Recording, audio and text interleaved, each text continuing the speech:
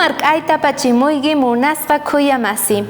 Kunan dia noqanchik tinkunakunchik Diospaq qillqasqanta kicharinapaq. Kunan dia uhtapuy tiyan imata hastawan kuraqri chunka mandamientos ninchu o manchayri Diospaq khuyakuyninchus.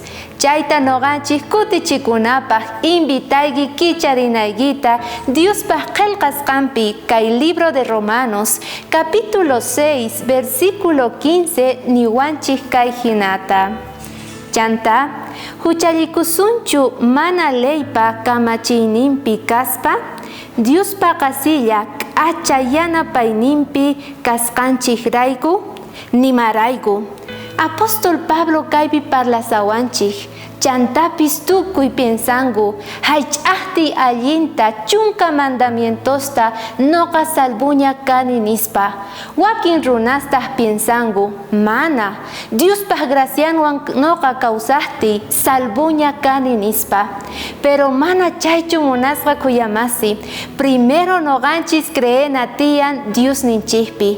Chay crees qanchik haych'achiwasun allinta chunka mandamientos ninta.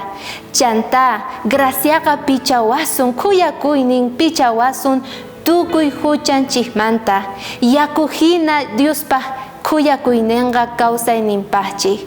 Hinata ama qonqanaykichu tiyan kay yachayta.